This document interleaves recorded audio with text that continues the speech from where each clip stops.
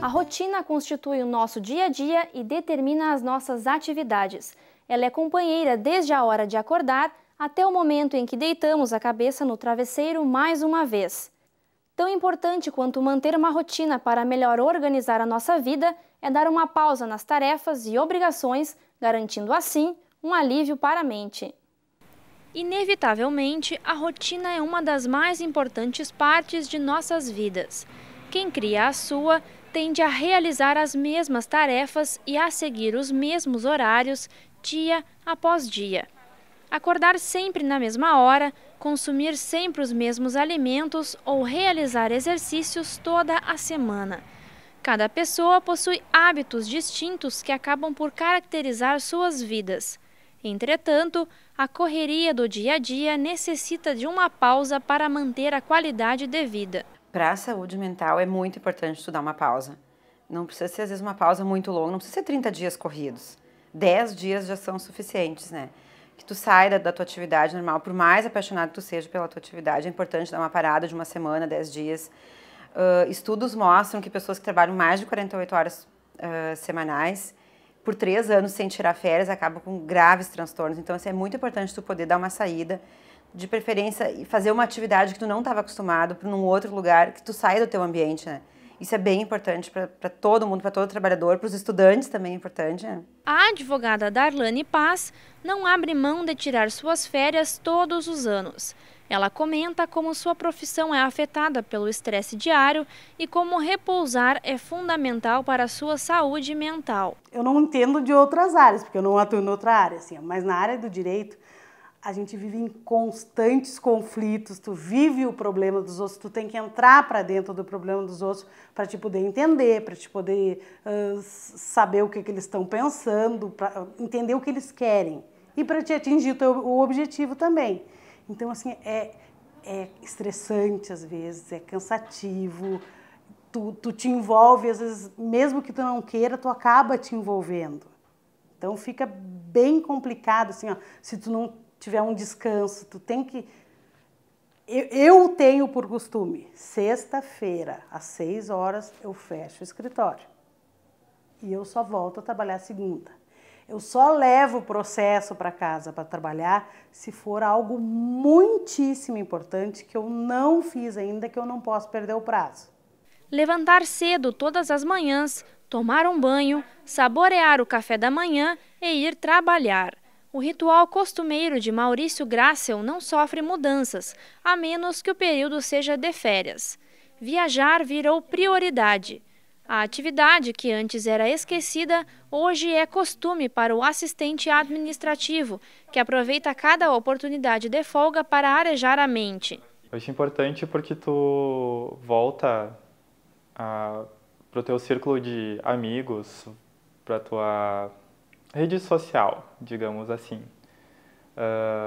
Tu aproveita para dar aquela dormidinha até mais tarde, para dar aquela relaxada total, já que não tem, tu não tem que cumprir horário, não tem que estudar, não tem que fazer nada. Então, é isso que eu acho importante.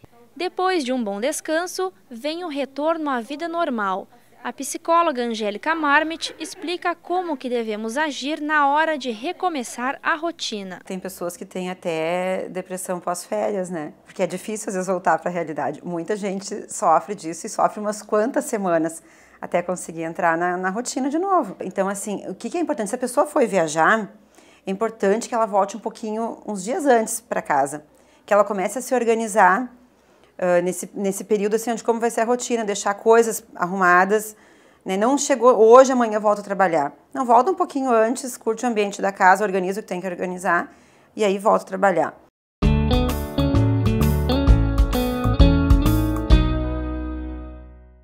Olá, meu nome é Felipe, trabalho na cafeteria Iluminura. Vou apresentar para vocês um suco energizante que se chama Purificação. Nele vai açaí, laranja e gengibre. São 200 ml de suco de laranja, 3 bolas de sorvete de açaí e uma lasquinha de gengibre.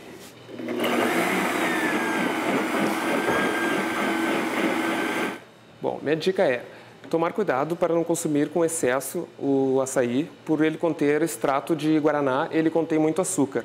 Mas o bom do gengibre é que, por ele ser termogênico, ele aumenta 20% no seu metabolismo, com isso a perda de peso. E então é uma perda de peso natural, saudável e refrescante. Para que a capacidade de adaptação diante de mudanças seja desenvolvida, precisamos passar por um processo de avaliação pessoal para que o reinício se torne mais fácil.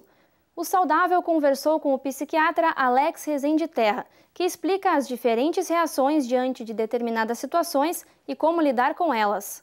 Olá, doutor Alex, seja bem-vindo ao Saudável. Primeiramente, nós vamos falar um pouco sobre traumas. Então, de que forma o trauma exerce influência na vida de pessoas que passaram por situações como acidentes, a perda de um familiar ou doenças? Bom, Isadora, então a gente tem que pensar que o trauma, né, para a pessoa que está passando por ele, é sempre uma grande ameaça, né? Essa ameaça ela pode ser uma ameaça física à sua integridade, né, como né, um momento que a pessoa pode pensar que está morrendo, né, e isso ficar como uma marca psicológica, ou não exatamente uma ameaça física, né, uma ameaça à sua integridade, digamos, do seu meio ambiente. Por exemplo, a perda de um filho, né, pode ser experienciada como um trauma, não porque a pessoa, né, ficou prestes a morrer ou passou risco, mas sim o seu filho, que faz parte, né, da sua estrutura de vida e todo o seu planejamento pode acabar ruindo, né, com a morte dele. Então, inicialmente, para todas as pessoas, o trauma ele desorganiza. Ele põe a cabo, né, toda a estabilidade que o indivíduo pensava ter, né, até aquele momento. Para algumas pessoas, né, depois passada essa fase de desorganização, algumas pessoas elas se reorganizam de novo. Então, né, o trauma ele provoca, ele obriga que a pessoa pare, reveja tudo que ela pensava que era estável e que iria existir para sempre, né, e se reorganiza de novo com essa nova realidade, né. O que facilita isso? A gente tem uma palavra que denota essa capacidade da pessoa superar o trauma, que é a resiliência, né? E algumas pessoas têm baixa resiliência, elas não têm essa capacidade tão presente na sua estrutura de personalidade. Então, algumas pessoas que passam trauma e têm pouca resiliência, elas podem adoecer, então, né? Então, elas podem ter sintomas psiquiátricos dentro da área da psiquiatria, que são sintomas de depressão, sintomas de ansiedade, né, desenvolver transtorno de pânico, e às vezes até alterações da personalidade a longo prazo. Bom, tu falaste da reorganização da vida. E como essas pessoas que passaram por situações como essa devem recomeçar a sua vida? A primeira coisa mais importante, assim, quando as pessoas passam por um trauma e que tem perdas, né, é primeiro vivenciar o luto, né? Tem que se vivenciar a tristeza da perda, né? O luto ele tem várias fases, né? Desde a fase inicial em que a gente fica meio atordoado e parece que não aconteceu nada, né? Que a gente chama um pouco de negação isso, né? Até a parte final, que é a aceitação. A gente estima assim, que até 2 anos de adaptação para a nova realidade é natural, né, faz parte da saúde do indivíduo, ele ficar remoendo e se reorganizando durante uns 2 anos. Uma outra característica, digamos, que poderia ajudar com que as pessoas possam enfrentar o trauma, né, é uma espécie de atitude que as pessoas deveriam ter no seu cotidiano, né? Então, eu sempre me lembro muito de um pensador atual, que é o Edgar Morin, né? Ele traz que o imprevisível ele sempre é possível, né? E, na verdade, a gente opera, o nosso modo de operar no dia a dia, a gente nunca pensa que as coisas possam mudar, né? A gente faz planejamentos, né? A vida toda ela é feita em ciclos, né? Então, é tudo assim, repetitivo, né? A semana a gente tem, né, todo dia o sol nasce, né? Todo dia a gente levanta, toma café da manhã, leva os filhos na escola, vai para o trabalho, e isso parece que vai ser sempre assim, a gente cria essa sensação, né? Mas, na verdade, a vida não é assim, né? A vida ela é intercalada com repetições, ocorrências repetidas com coisas novas, né? Que podem ser boas, podem ser ruins, né? Então, incorporar essa ideia de que o imprevisto ele pode ocorrer, né? E ele faz parte da vida e vai ocorrer várias vezes na nossa existência é importante, porque, de certa forma, prepara a gente para quando ocorra o imprevisto. Doutor, nossa vida está sujeita a mudanças. Então, como as pessoas devem lidar com o medo e a apreensão diante de mudanças na rotina? O medo, né, e a apreensão, eles são reflexos, né, de ansiedade. As pessoas que têm maior propensão à ansiedade, elas se preocupam, né? A própria palavra diz, preocupar, né? Elas olham lá diante de tudo que pode estar acontecendo, né, os desdobramentos, e já consegue visualizar os problemas, né, que podem acontecer e que talvez nem aconteçam. E elas já ficam resolvendo os problemas lá adiante, né? Outra característica da ansiedade é a necessidade de ter o controle sobre todos os processos. Então, se eu tenho uma propensão a ser ansioso, eu preciso estar identificando assim, olha, agora a minha ansiedade está, né, tá a 1000. Para eu poder fazer uma avaliação mais racional da situação e fazer essa distinção, assim, essa situação ela realmente é um motivo para eu ficar ansioso ou ela não é. A outra maneira, então, além de identificar esse mecanismo psicológico, né, e quando ele não é suficiente, né, ou seja, mesmo eu sabendo que eu sou ansioso e tentando fazer mantras, né, ou respirar fundo, ou contar até 100, né, e eu não consigo controlar a minha ansiedade, então uma outra maneira é recorrer à terapia medicamentosa.